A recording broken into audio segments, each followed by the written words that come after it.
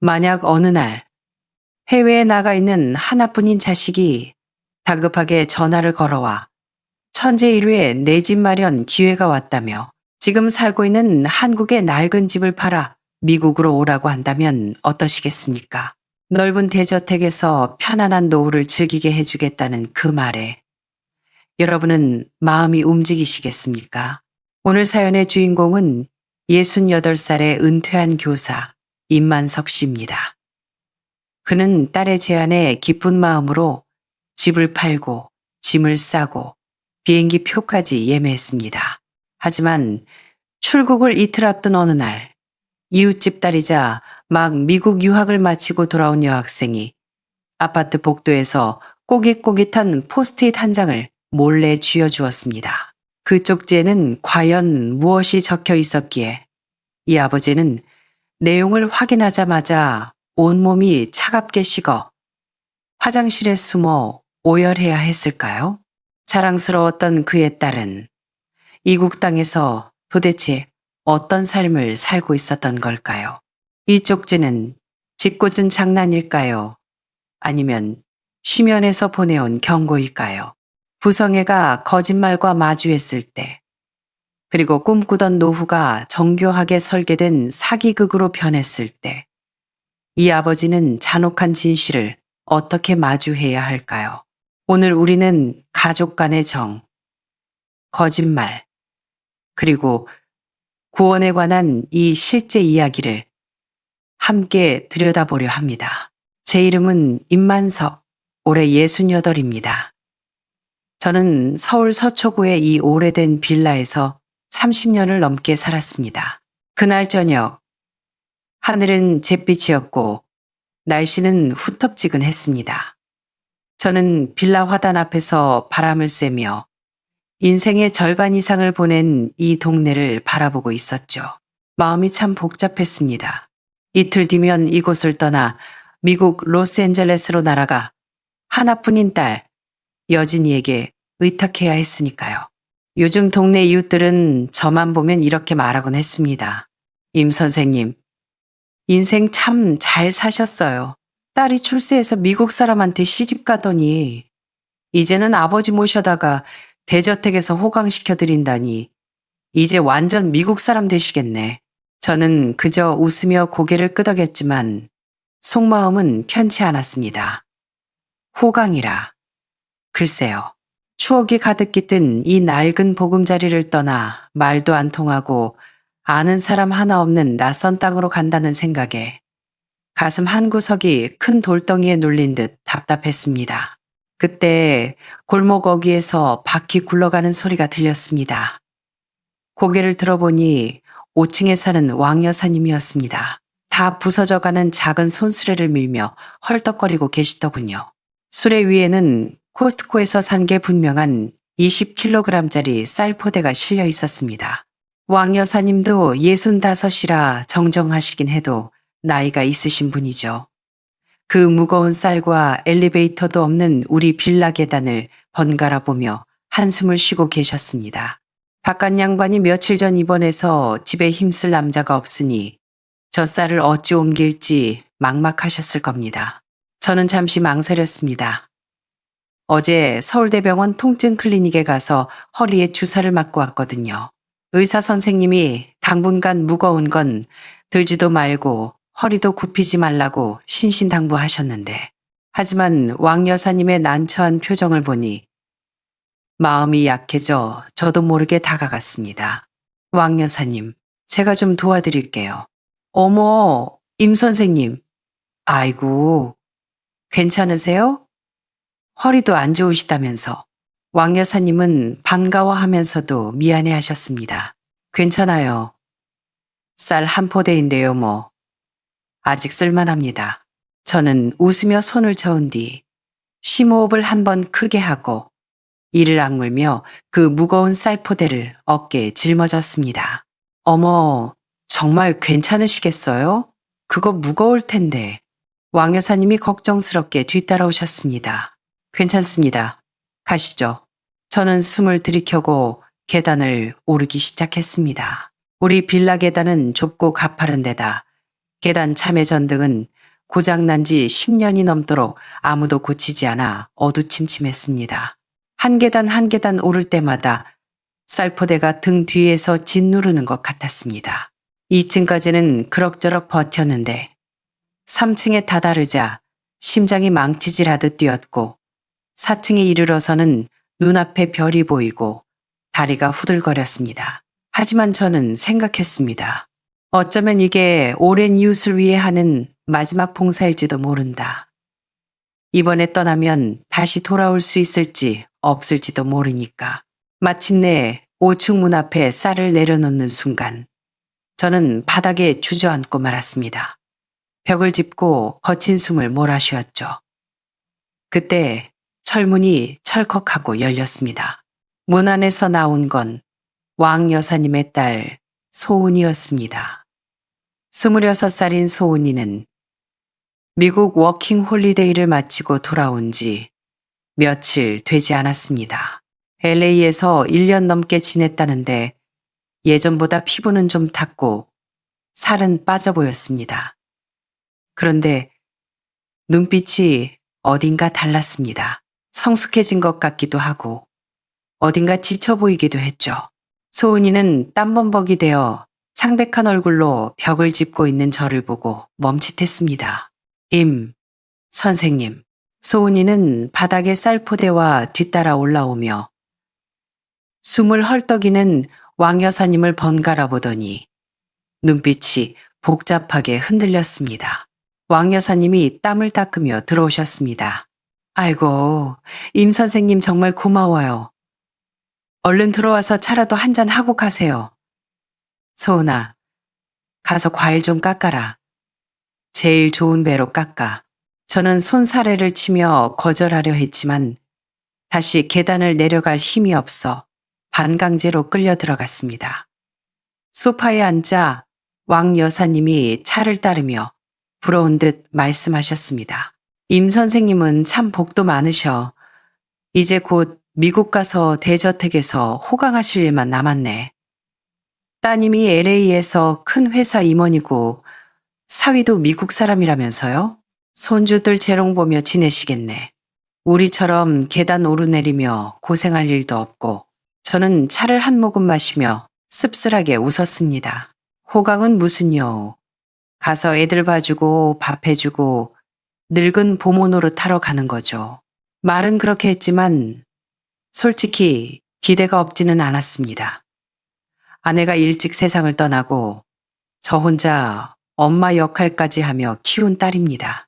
유학비 대느라 시골 땅까지 팔았는데 이제 성공해서 아버지를 모시겠다니 고생 끝에 낙이 온다고 생각했으니까요. 그때 왕 여사님이 과일을 가지러 부엌으로 가셨고 거실에는 저와 소은이만 남았습니다. 소은이가 물잔을 들고 다가와 제 앞에 내려놓더군요. 그런데 바로 가지 않고 제 앞에 서서 두 손을 꽉 맞잡고 있었습니다. 손가락 마디가 하얗게 질릴 정도로요. 소은이는 저를 보며 눈동자를 떨었고 무언가 말할 듯 말 듯 망설였습니다. 소은아, 왜 그러니? 평소와 다른 아이의 모습에 제가 먼저 물었습니다. 무슨 안 좋은 일이라도 있었어. 소은이가 몸을 움찔하더니 아랫입술을 꽉 깨물고 결심한 듯 말했습니다. 선생님, 미국 가시면 안 돼요. 저는 멍하니 소은이를 바라봤습니다. 찻잔을 든 손이 떨려 물이 쏟아질 뻔했죠. 뭐라고? 제가 미처 반응하기도 전에 소은이는 작게 접은 두툼한 노란색 포스트잇을 제 땀 젖은 손바닥 안에 쑤셔 넣었습니다. 소은이의 손은 얼음장처럼 차가웠습니다. 제 손을 꽉 쥐며 경고와 두려움이 섞인 눈빛을 보냈습니다. 집에 가서 보세요. 다 읽으시면 찢어버리시고요. 여진 언니한테는 절대 말하시면 안 돼요. 그때 부엌에서 왕 여사님의 목소리가 들렸습니다. 자, 배 좀 드세요. 아주 달아요. 소은이는 마치 놀란 토끼처럼 순식간에 떨어져서 어색한 미소를 지어 보였습니다. 저는 축축하게 젖은 종이를 손에 꽉 쥔 채 심장이 터질 듯 뛰었습니다. 도대체 무슨 소리인가? 왜 미국에 가면 안 된다는 거지? 방금 미국에서 돌아온 아이가 무언가 알고 있는 걸까? 왕 여사님 댁을 나와 집으로 내려가는 계단은 아까 쌀을 지고 올라올 때보다 더 무겁게 느껴졌습니다. 3층 집에 도착하니 현관에 쌓인 이사 박스들이 산처럼 저를 막아섰습니다. 이 빌라는 낡았어도 서초구 노른자위 땅이라 꽤 비쌉니다. 시세로 치면 15억 원은 좋게 넘죠. 딸 여진이가 말한 LA 어바인 학군의 대저택 계약금을 맞추기 위해 저는 급하게 값을 낮춰 14억 원의 투자자에게 넘겼습니다. 이미 계약서도 썼고 계약금으로 1억 4천만 원을 받았습니다. 지금 계약을 파기하면 배액 배상, 그러니까 2배인 2억 8천만 원을 물어내야 합니다. 저는 소파에 앉아 아직 펴보지 못한 포스트잇을 손에 쥐고 집안을 둘러보았습니다. 이 집도 곧 제 집이 아니게 됩니다. 지난 한 달간 여진이는 매일 전화를 걸어 집을 팔라, 비자 서류를 보내라 재촉했습니다. 아빠, 미국 가서 살 거니까 한국에 있는 고물들은 다 버리고 오세요. 여긴 다 있어요. 가구도 한국보다 싸고 예뻐요. 집무게 초과되니까 양만 챙기시고 나머진 다 버리세요. 괜히 바리바리 싸우면 이웃들이 우리가 얼마나 구질구질한 줄 알아요. 그 말 때문에 몇십만 원 하는 수화물 비용 아끼겠다고 아내가 아끼던 닭이 세트도 재활용 센터에 넘겼고 20년 쓴 등나무 의자도 대형 폐기물 스티커를 붙여내놨습니다. 저는 아직 봉하지 않은 박스 깊숙한 곳을 뒤적거려 낡은 회색 내복 바지 하나를 꺼냈습니다. 무릎이 다 늘어나고 보풀이인 그 바지는 여진이가 첫 월급 탔다고 사준 것이었습니다. 그해 겨울은 유난히 추웠지만 저는 그 바지를 입고 마음만은 따뜻했습니다. 딸이 사준 거라고 자랑하며 입었죠. 딸은 촌스럽다고 버리라 했지만 저는 차마 버릴 수가 없어 몰래 챙겼던 겁니다.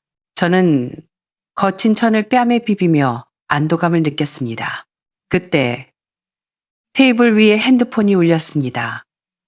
딸 여진이의 영상통화였습니다. 화면 속 딸은 화려한 화장을 하고 있었고 배경은 통유리 창이 있는 고급 사무실처럼 보였습니다. 아빠, 집한 돈 송금 준비됐어요? 뉴스 보니까 환율이 불안정해요. 1분 1초가 급하다고요.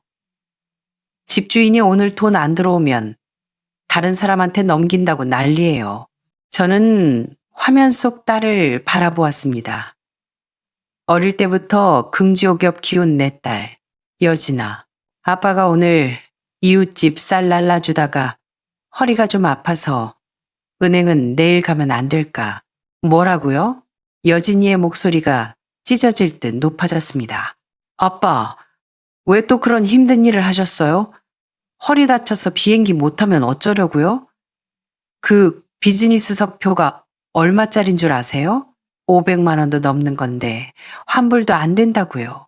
딸은 제 건강을 걱정하는 척했지만 제 귀에는 비행기 표값을 더 아까워하는 것처럼 들렸습니다. 그리고 돈 문제는 절대 미루면 안 돼요. 환율 때문에 하루 차이로 몇 천만 원이 왔다 갔다 한다고요. 내일 아침 은행 문 열자마자 가서 송금하세요. 아시겠죠? 하지만 제가 뭔가 말하려 하자 딸이 말을 잘랐습니다. 아빠, 제발 저 좀 힘들게 하지 마세요. 저도 여기서 아빠 좋은 집 구해드리려고 얼마나 스트레스 받는지 아세요? 그냥 시키는 대로 좀 해주시면 안 돼요. 좋은 집, 시키는 대로. 예전엔 효심으로 들리던 말이 이제는 족쇄처럼 느껴졌습니다. 알았다, 알았어. 내일 아침 일찍 갈게. 제가 힘없이 대답하자 딸의 표정이 그제야 풀리며 웃었습니다. 그럼요. 그래야죠. 얼른 주무세요. 약 챙겨 드시고요. 끊을게요. 저 회의 들어가야 해요. 화면이 꺼졌습니다. 익숙하면서도 낯선 딸의 모습. 딸은 아빠를 기다리는 걸까요? 아니면 14억 원을 기다리는 걸까요? 저는 땀에 젖어 쭈글쭈글해진 노란 포스트잇을 천천히 폈습니다. 거실 형광등 불빛 아래 드러난 글씨는 급하게 쓴 티가 역력했습니다. 저는 돋보기를 끼고 한 글자 한 글자 읽어내려갔습니다. 임 선생님, 안녕하세요. 저는 LA의 한 식당에서 불법 아르바이트를 하다가 우연히 여진 언니를 만났어요. 남의 가정사에 끼어들고 싶지 않지만 양심상 도저히 그냥 지나칠 수가 없어서 말씀드려요. 선생님의 사위라는 그 제이선, 사실 심각한 도박 중독자에 마약까지 손댄 사람이에요. 베트남 갱단이 운영하는 사채업자한테 빚을 엄청나게 졌어요. 여진 언니는 임원이 아니라 식당에서 접시 닦으며 일하고 있고 월세도 밀려 쫓겨날 판이에요. 아버님, 집 팔아서 오라는 거 학군 좋은 집 사려는 게 아니에요. 14억 원 받아서 그 도박 빚 갚으려는 거예요. 제가 식당 주방에서 언니가 제이선이랑 싸우는 걸 들었어요. 돈만 들어오면 아버님은 6개월 뒤 비자 만료되면 한국으로 돌려보낸다고. 정 안 되면 차고지 지하 창고에 가둬놓고 도시락이나 주면 된다고요. 선생님, 제발 집 팔지 마세요. 돈 보내지 마세요. 그 학군 좋은 집은 존재하지 않아요. 선생님 노후자금 다 털어서 빈털털이 되어 객사하게 될까봐 너무 무서워서 말씀드려요. 제가 아무 말 안 하면 선생님 정말 못 돌아오실 것 같아서요. 소원 올림. 글을 다 읽고 나니 목구멍에 손뭉치가 걸린 듯 숨이 막히고 머리가 윙윙거렸습니다. 이게 그토록 자랑하던 아메리칸 드림의 실체였나. 내 딸이 거짓말을 하고 있었다니. 손주를 위한 학군? 내 편안한 노후? 다 거짓말이고 내 평생 피땀 흘려 장만한 이 집을 도박 중독자 남편의 판돈으로 그 밑빠진 독을 막는 마개로 쓰려는 것이었나. 믿을 수가 없었습니다. 아니, 믿고 싶지 않았습니다. 정직하게 살라고 가르쳤는데 어떻게 내 딸이 이렇게 변할 수가 있나. 제 눈길이 마지막 문장에 멈췄습니다. 비자를 조심하세요. 저는 서재로 들어가 컴퓨터를 켰습니다. 여진이가 보내준 이메일에는 아빠 비행기표랑 비자라는 제목의 파일이 있었습니다. 미국 가면 바로 영주권 나온다고 미리 처리해둔 절차라고 했었죠. 첨부된 영문 PDF 파일을 열었습니다. 저는 영어를 잘 못하지만 요즘은 번역 앱이 있으니까요. 비자 타입란에 카메라를 갖다 댔습니다. 화면에는 B1, B2라고 적혀 있었습니다. 검색창에 미국 비자 B1, B2를 쳐봤습니다. 결과는 처참했습니다. B, 비자, 관광, 방문, 의료 목적의 단기, 이민, 비자, 통상 체류 기간 6개월, 이민 비자가 아니었습니다. 딸은 저에게 영주권 수속을 밟아준 게 아니라 고작 6개월짜리 관광 비자를 끊어준 겁니다. 이건 무슨 뜻일까요? 영어를 모르는 아버지를 속여 미국으로 데려간 뒤 집 한 돈 14억 원을 가로채고 6개월 뒤 비자가 만료되면 불법 체류자로 만들거나 돈이 다 떨어지면 경찰에 신고해 추방시키겠다는 뜻입니다. 아니면 어느 교회 보호소 앞에 버려질 수도 있겠죠. 그렇게 되면 저는 한국에 돌아와도 집도 돈도 없이 노숙자 신세가 될 겁니다. 심장이 얼음장처럼 차가운 손에 쥐어짜이는 기분이었습니다. 비자 하나로 모든 진실이 드러났지만 저는 확인 사살을 하고 싶었습니다. 딸이 안심하라며 보내줬던 엑셀 파일, 아빠의 새집 예산안을 열었습니다. 집값, 세금, 인테리어 비용, 겉보기엔 완벽하게 14억 원에 맞춰져 있었습니다. 하지만 저는 평생 수학과 물리를 가르친 사람입니다. 숫자의 흐름이 어색하다는 걸 직감했죠. 수십 걸린 셀들이 잠겨 있었습니다. 저는 숨겨진 시트가 있을 거라 생각하고 숨기기 취소를 눌렀습니다. 순간 엑셀 시트 왼쪽에 숨겨져 있던 10여 개의 열이 튀어나왔습니다. 제목은 실제 자금 집행 계획, 내부 백업, 도박 비상환, 30만 달러, 회사 공금 횡령 보전, 10만 달러, 차량 구매 및 생활비, 20만 달러, 부친 입국 및 단기 거주 비용, 지하창고 개조, 2만 달러, 귀국 항공권, 6개월 후, 1만 달러. 그리고 비고란에 적힌 메모가 제 눈을 찔렀습니다. 부친 건강 악화 시 조기 귀국 조치.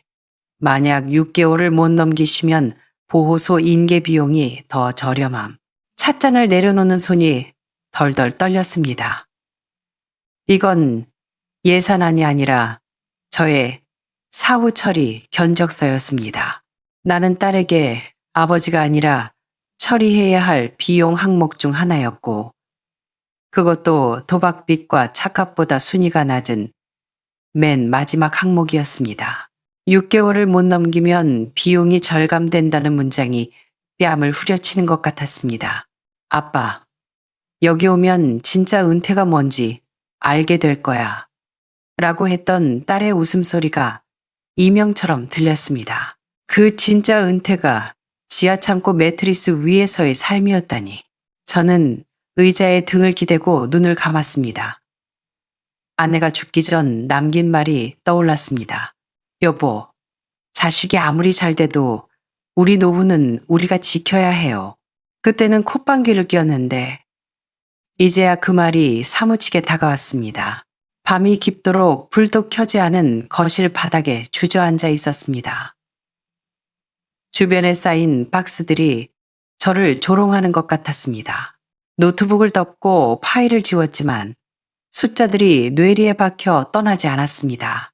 딸을 목마 태우고 꽃구경 갔던 날, 명문대에 합격했을 때 동네 잔치를 열었던 날, 공항에서 성공해서 돌아오겠다며 울던 날, 그 모든 순간이 다 거짓이었을까요? 아니면 미국 생활이, 그 마약 중독자 사위놈이 내 딸을 괴물로 만든 걸까요? 지금 당장 전화해서 소리치고 싶었습니다. 네가 사람이냐 라고요. 하지만 통화 버튼 위에서 손가락이 멈췄습니다. 소은이의 쪽지 내용이 떠올랐습니다. 제이슨은 갱단 사채를 썼다. 제가 돈을 안 보내고 진실을 폭로하면 그놈들이 딸을 가만둘까요? 딸이 횡령했다는 공금은 감옥에 갈 수도 있습니다. 가슴이 찢어지는 딜레마였습니다. 돈을 보내면 내가 죽고 결국 딸도 구하지 못한다. 도박빚은 밑빠진 독이니까. 돈을 안 보내면 딸은 당장 위험에 처할 수 있다. 하지만 냉정하게 생각해야 했습니다.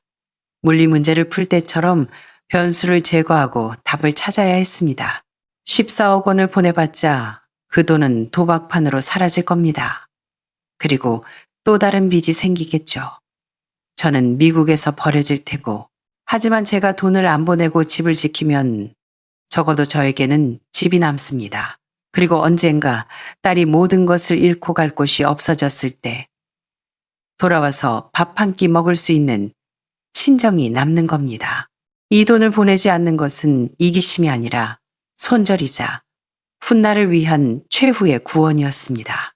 날이 밝았습니다. 밤새 한숨도 못 잔 저는 거울 속 10년은 늙어버린 제 얼굴을 보고 세수를 했습니다. 오전 9시 부동산 중개소가 문을 열자마자 전화를 걸었습니다. 임 선생님, 오늘 은행 가시죠? 매수인이 잔금 준비 다 했다네요. 김 사장, 나 집 안 팝니다. 수화기 너머로 정적이 흘렀습니다. 네? 선생님, 계약금 다 받으셨잖아요. 지금 파기하면 배액 배상하셔야 해요. 위약금만 2억 8천만 원이에요. 거기다 중개 수수료까지 하면 3억 가까이 날리시는 건데 제정신이세요. 압니다. 집 안 팔아요. 위약금은 오늘 중으로 입금하겠습니다. 절차 밟아주세요. 전화를 끊자 오히려 마음이 차분해졌습니다. 3억 원. 평생 교직에 몸담으며 아끼고 아껴 모은 돈입니다.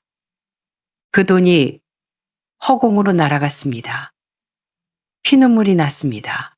하지만 그 돈으로 15억짜리 집을 지켰고 내 존엄을 지켰고 혹시 모를 딸의 돌아올 곳을 지켰습니다. 싸게 막은 겁니다. 다음으로 항공사 사이트에 들어가 비즈니스석 티켓을 취소했습니다. 취소 수수료를 제하고 환불이 되더군요. 클릭 한 번으로 허황된 아메리칸 드림은 끝이 났습니다. 하지만 발바닥에 닿는 바닥은 그 어느 때보다 단단하게 느껴졌습니다. 은행에 가서 위약금을 보내고 남은 현금 중 5만 달러 약 6,500만 원을 환전에 송금했습니다. 이게 제가 융통할 수 있는 마지막 현금이었습니다. 서재에 앉아 딸에게 보낼 음성 메시지를 녹음했습니다. 여진아, 아빠다. 어제 정밀 검사를 받았는데 심장 혈관이 안 좋아서 장시간 비행은 절대 안 된다는구나. 그래서 미국은 못 가겠다. 집도 안 팔기로 했다. 아빠는 늙어서 그런지 이 동네 두부장수 종소리 듣고 사는 게 편하다. 방금 5만 달러 보냈다. 아빠가 가진 현금 전부다. 급한 불은 이걸로 꺼라. 그리고 혹시나 해서 하는 말인데 이 집은 내 엄마가 죽기 전에 신신당부한 유산이다. 네가 살다가 지치고 힘들 때 돌아올 마지막 보루로 남겨두라고 했어. 아빠가 너 힘든 거 모르는 거 아니다. 하지만 여진아, 네가 물에 빠졌다고 해서 나까지 뛰어들어 같이 죽을 순 없다. 대신 아빠가 이 집 꽉 붙들고 있을 테니 밖에서 살다가 정 힘들면 갈 곳 없으면 언제든 와라. 아빠가 여기서 기다리마. 메시지 전송 버튼을 눌렀습니다. 그리고 전화선을 뽑아버렸습니다. 딸은 울고불고 난리를 치겠죠. 저를 원망하고 저주할지도 모릅니다. 하지만 언젠가 그 지옥 같은 도박꾼의 굴레에서 벗어나 제정신이 들면 아빠의 뜻을 알게 될 날이 올 겁니다. 다음 날 아침 맑은 햇살이 거실 깊숙이 들어왔습니다. 저는 커터칼을 들고 쌓아둔 박스를 하나씩 뜯기 시작했습니다. 찍 테이프 뜯는 소리가 경쾌하게 들렸습니다. 다시 꺼낸 낡은 내복 바지를 털어 옷장 맨 아래 칸에 넣었습니다. 올겨울은 이걸 입어야겠습니다. 서울의 겨울바람은 매서우니까요. 아내가 아끼던 낡은 찻잔도 꺼내 제자리에 두었습니다. 저녁 무렵 따뜻한 차 한 잔을 타서 베란다로 나갔습니다. 노을이 서초동 골목을 황금빛으로 물들이고 있었습니다. 아래층에서 익숙한 웃음소리가 들려 내려다보니 소은이가 왕 여사님과 장을 보고 돌아오는 길이더군요. 두 사람은 3층 베란다에 서 있는 저를 올려다 보았습니다. 소은이는 찻잔을 들고 평온하게 서 있는 저를 보더니 눈이 동그랗게 커졌다가 이내 환하게 웃었습니다. 안도와 존경 그리고 응원이 담긴 미소였습니다. 저도 소은이를 향해 찻잔을 살짝 들어 보이며 고개를 끄덕였습니다. 고맙다 아가. 네 쪽지가 나를 살렸고 내 딸도 살렸다. 저는 깊게 숨을 들이마셨습니다. 어디선가 된장찌개 끓이는 구수한 냄새가 올라왔습니다. 사람 사는 냄새였습니다. 저는 비록 미국이라는 꿈은 잃었지만 저의 진짜 노후를 되찾았습니다. 그리고 딸이 돌아올 길 하나를 열어두었습니다. 임만석 선생님의 이야기는 여기까지입니다. 부푼 이민의 꿈에서 잔혹한 현실의 자각, 그리고 고통스럽지만 현명한 결단까지 그의 선택을 어떻게 보셨나요? 어떤 분들은 하나뿐인 딸이 죽게 생겼는데 너무 매정하다라고 하실 수도 있습니다. 하지만 또 다른 분들은 밑 빠진 독에 물 붓기보다는 최후의 보루를 지키는 것이 진정한 부성애라고 하실 겁니다. 만약 여러분이 임 선생님이었다면 그 진실을 담은 쪽지를 보고 어떤 선택을 하셨을까요? 딸을 위해 모든 걸 걸고 불구덩이로 뛰어드시겠습니까? 아니면 훗날을 위해 냉정하게 선을 그으시겠습니까? 가족을 위한 사랑과 냉철한 이성 사이 그 경계는 어디일까요? 댓글로 여러분의 생각을 남겨주세요. 오늘 이야기가 마음에 드셨다면 구독과 좋아요 부탁드립니다. 감사합니다.